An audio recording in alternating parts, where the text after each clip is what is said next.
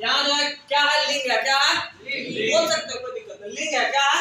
लिंग है। तो अब जो है हम आपको पुल्लिंग बता दिए कि पुल्लिंग कैसे कैसे पहचानते हैं, किस शब्द को पुल्लिंग है।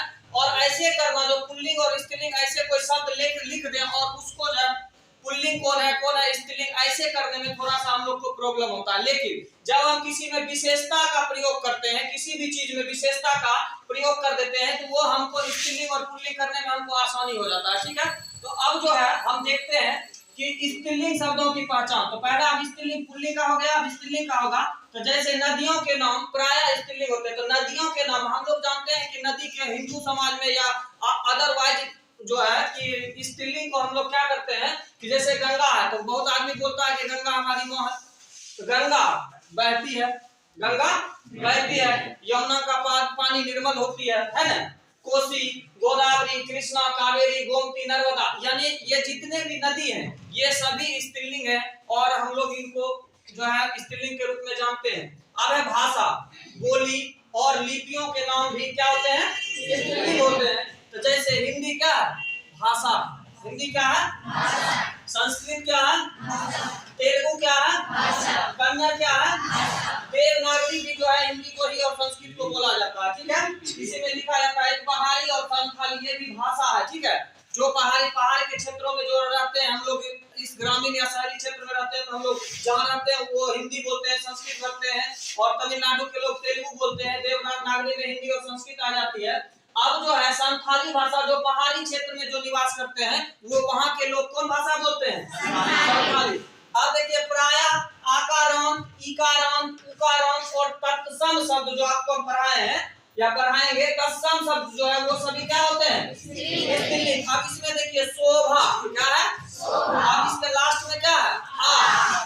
सभा क्या है, सभा लगती है। ठीक है, प्रार्थना, ठीक है, रचना की जाती है। ठीक है, घटना घटी है, अवस्था, इच्छा, सहायता, परीक्षा दी जाती है, संस्था, रक्षा, अभिलाषा, निराशा, ये सभी जो है जो आकारांत हैं, ये सभी क्या है, स्त्रीलिंग है।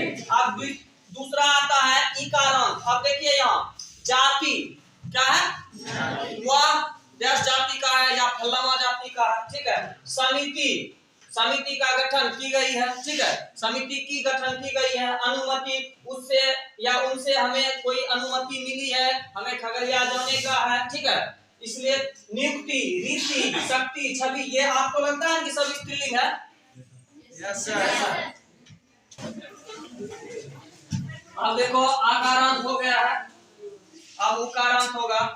जैसे वायु, हर्षुकार है यानी उकारांत है, ये स्त्रीलिंग शब्द है। मृत्यु, वस्तु, ऋतु, आयु इत्यादि शब्द जो होते हैं जिसमें हर्षुकार लगा होता है, वह जो है स्त्रीलिंग होता है। अपवाद में इसमें भी हर्षुकार है, लेकिन अपवाद है, ये पुल्लिंग है। लघु यानी छोटा होता है। अश्रु, आंसू बहता है, क्या होता है, बहता है। तालु, सेतु, सेतु मतलब पुल होता है।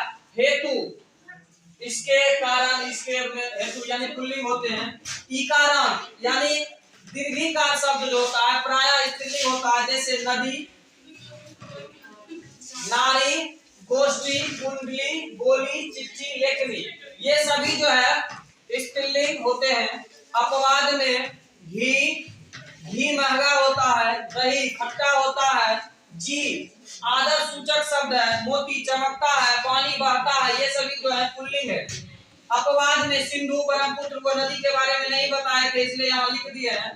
उसके बाद जिन शब्द के अंतिम में तो हो वह प्रायः स्त्रीलिंग होते हैं। अब जैसे जात, बात, रात, कसरत, हिम्मत, रीत, जीत, लात और प्रीत। यहाँ कहने का तात्पर्य है कि जात जो है ये जो है स्त्रीलिंग, यानी किसी की जाति से, जात मतलब पूरे जाति समाज का बोध होता है। बात, कोई किसी भी चीज को हम लोग आपस में डिस्कस करते हैं तो बात के माध्यम से ही करते हैं। रात, कसरत, बाकी आप सब समझ रहे हैं।